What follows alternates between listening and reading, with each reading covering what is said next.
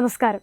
ജമ്മു കാശ്മീരിൽ രാമക്ഷേത്രത്തിന്റെ പ്രതിഷ്ഠയോടനുബന്ധിച്ചുള്ള ആഘോഷങ്ങൾ നടന്നു. ഹിന്ദുക്കൾക്ക് പരസ്യമായി ആരാധിക്കാൻ പോലും കഴിയാതിരുന്ന അതേ സ്ഥലത്താണ് ഇപ്പോൾ രാമക്ഷേത്ര ആഘോഷങ്ങൾ നടക്കുന്നത്.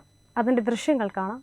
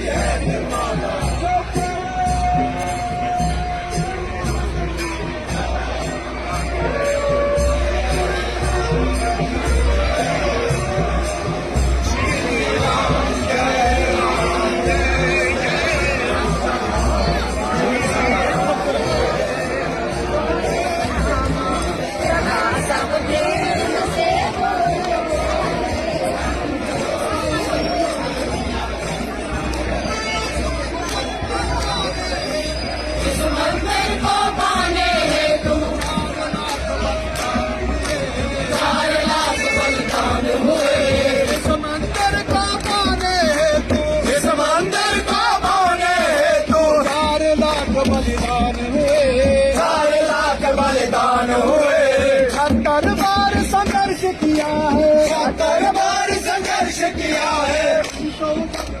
ആർട്ടിക്കിൾ 370, 35A എന്നിവ റദ്ദാക്കിയതിനു ശേഷം ജമ്മു കാശ്മീർ ആകെ മാറിയിരിക്കുന്നു. അല്ല, ജമ്മു കാശ്മീരിനെ മാറ്റിയിരിക്കുന്നു എന്ന് വേണം പറയാൻ. ഇന്ന് ജനങ്ങൾക്ക് യാതൊരു ഭയവുമില്ലാതെ കാശ്മീരിൽ യാത്ര ചെയ്യാം.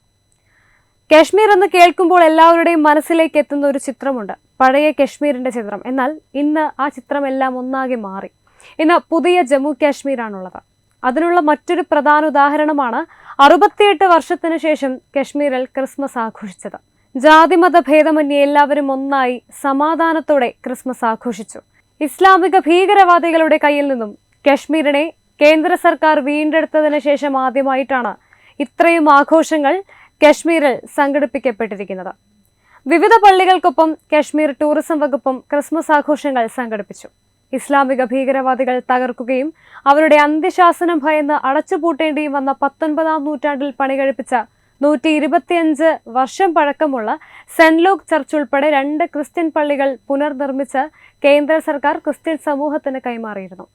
60 വർഷങ്ങളോളം കാശ്മീരിൽ കുർബാനയും ക്രിസ്മസ് ആഘോഷങ്ങളും ഒന്നും നടത്താൻ കഴിയാതിരുന്ന ക്രിസ്ത്യൻ സമൂഹത്തിന് കാശ്മീരിൽ ശാന്തത കൈവന്നതോടെ മറ്റ് സമുദായങ്ങൾക്കൊപ്പം ക്രിസ്ത്യൻ സമൂഹവും വളരെ സന്തോഷത്തിലായിരുന്നു ഇക്കുറി തങ്ങളുടെ ദൈവമായ യേശുക്രിസ്തുവിന്റെ ജന്മദിനം ആഘോഷിച്ചത്.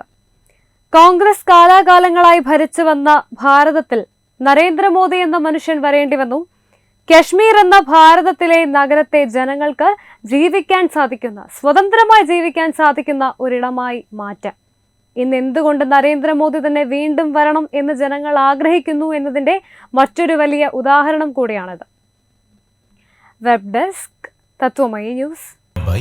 ദിഗന്ത റിസോർട്ട്, അഹമ്മദാബാദ്, ഗുജറാത്ത്.